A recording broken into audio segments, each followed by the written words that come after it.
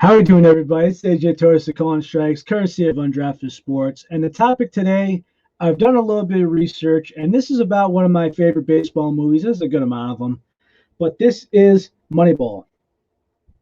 And to be simply put, was this accurate? Was this good? Was it bad?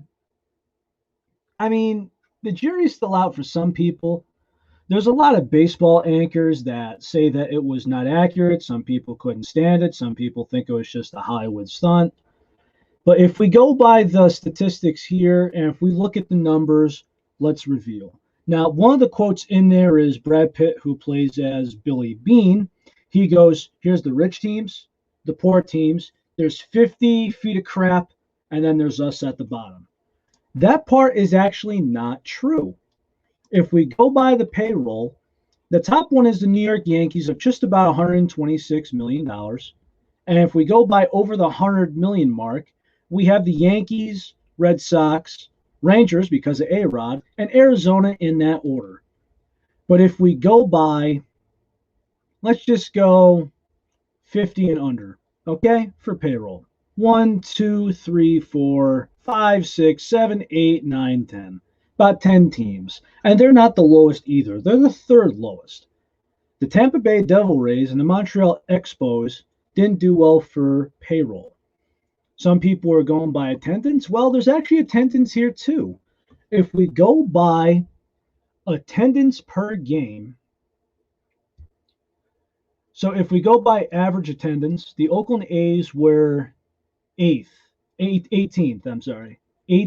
in attendance per game average. If we go by yearly difference, it's an increase of 449. Unfortunately, the Milwaukee Brewers had negative 10,000 plus. Ouch. But as far as the yearly difference in the green, only one of 7 teams, and one of them, yeah, it's the Oakland A's. So there's some going off about the acquisitions, the people that left in free agency, and then the players that were quote unquote acquired.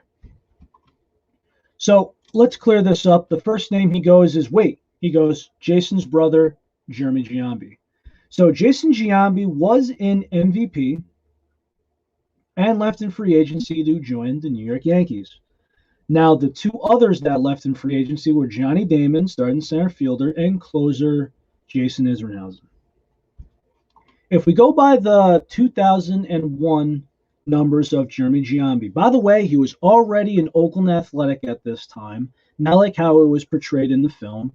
He started becoming an Oakland Athletic in 2000, and in 2001, in 124 games, he batted .283, but with an on base of .391. His time as an Oakland A. Now, I'm not sure exactly what happened. The movie portrayed that he wasn't doing enough. But how about we go off of this, okay? So his total 2002 season is 124 games. But in 42 games as an Oakland Athletic, we have a batting average of .274 and on-base percentage of .390. And if we go to him being traded to the Phillies, he plays 82 games, batting average of .244, on-base percentage of .435. So average goes down, on-base goes up. But if we go by the difference, here's the thing that bothers me. He had 38 hits as a Philly and 43 hits as an Oakland A, a 40-game difference. It sounds like it was a good idea to pass up on Jeremy Giambi. And if you want to go by next year when he signs with the Boston Red Sox, he plays in 50 games. He bats .197 with an on-base of .342, which if you look at that, you'll take that. That's just how that goes. And then he's out of the league. He doesn't play for our Major League Baseball team in 2004. His last season's in 2003, and he's only 28 years old. So the other one goes by David Justice. Let me pull this up right here. Yes, they'll let me. So the big thing was with David Justice is that the boss, George Steinbrenner, they wanted to get rid of him. So what we have, and mind you, this is David Justice's last year as a pro ball player. Now, he did hit 266 with an on base of 376. Now, the fact that there's this high on base percentage thing, and also very good for David Justice because this was 118 games, 106 hits. I mean, it's not terrible, but the one thing is that we talked about is walks. Take your walks, look for the right pitches, which is good and is part of the game because he's got 60 walks versus 66 strikeouts. And if we go the year before, he's got 54 walks and 83 strikeouts. That's a good turnaround right there. Whatever system was in place, it seemed to be done pretty well. As far as the payroll concern is, though, and we've mentioned that they're the third lowest in Major League Baseball, not the lowest. The David Justice contract is the second highest on the team. And if the New York Yankees aren't paying half the salary, he is the third highest on the team. Jermaine Dye was a player going through the arbitrary system. He has just under $7.2 million and has the most expensive contract on that team. If we're going by the other acquisitions, there's one more that was stated in the movie, and that is Scott Hatteberg. Now, this one actually need to be talked about because he was into, he played first base for 91 games, DH for 42 games, and for being paid $900,000, which a lot of guys weren't paid in the millions, a lot of them were paid in a few $100,000 category. So he's, 1, 2, 3, 4, 5. Come on, computer. 5, 6, 7, 8, 9, 10. Okay, 11th guy in payroll, $900,000. He has a WAR of 3.3. And if we do bring up Scott Hatteberg, as far as what he does during that season, and he was a catcher converted to first base. So they're like, okay, let's teach you the position. And the fact that there's this thing where it's like, oh yeah, I need Hatteberg on first base. Okay, but he's not playing first base. The timeline, it doesn't really say so in the movie, but was definitely early on.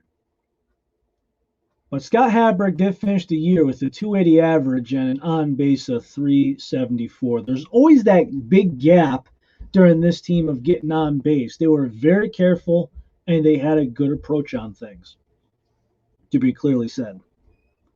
As far as the pitching, it was not really mentioned. Outside guys like Chad Bradford, and the reason why some people are like, okay, the guy throws weird, that's why no one likes him. Well, Chad Bradford actually revolutionized the relief pitcher position because the submarine arm pitcher is one of those pitchers because of the arm angle can throw to lefty and righty pitching. Something that it's been phased out in recent time, but there's been a lot of lefty and righty specialists, especially before the 3-batter rule, which was just recently put in by Major League Baseball. So he has a positive WAR of 1.6. And through there, we kind of go down the line with the pitching. We have a Cy Young in Barry Zito, and he's on the low end of the spectrum. The guys that are on this roster that don't have their salary shown were basically on minor league deals, and they probably got a game day bonus for being on there because the lowest payroll I see is the rookie of Carlos Pena, $202,000. The fourth lowest that's shown is Barry Zito at just under $300,000. So that's a Cy Young Award winner. And then we have Tim Hudson, the ace of that staff, and Mark Mulder. Those guys were dominant pitchers. If you look at this team, they are young. They drafted well, and they had a different approach compared to other guys. That was just simply put. It was made to seem like it was this mastermind scheme. Now, granted, did it change the game? Absolutely. The reason I say that is because there's not a lot of teams that are allowed to bunt anymore. There are some teams that do not allow base stealing anymore. If you look at some of the analytical teams, some of them are saying, like, hey, if that is a 50-50 chance of you getting out, guess what? You're not stealing the base. Or, you know what? A bunt isn't out. Why am I going to do that? National League, it's different, but this is the American League with the DH. Was that ahead of its time? I don't really know about that because to me, it just always just seemed to be a manager decision. New school, old school. I mean, the game has changed within the last 10 years. It's very hard to say. I mean, right now in 2021, we have one of the biggest paid superstars that wore a jersey over a hoodie and played ball with it. You do that for a high school team, you're going to be running laps around the field until the cows come home because that wasn't allowed because of old uniform policies. Let's be real. And everybody knows what I'm talking about.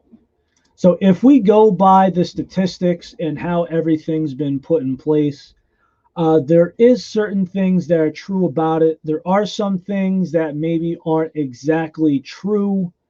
Was Scott Hatterberg the guy? Was he the guy to make a big show about? I mean, he did contribute, but it's so hard to tell with a game like this. I mean, there's so many guys that are on a roster in Major League Baseball, and then there's the guys that are in the farm system, everything like that. I mean, it takes for a championship team, it's going to take about 35 players every single year. As far as was this team very good? Yes. Did they change the game? Yes. Are they overhyped? My answer is no. Is everything accurate? I would lean towards it's not very accurate. There's a lot of things that I think are a little bit stretched, if that makes any sense. The truth is a little bit stretched, might be a little overly dramatized.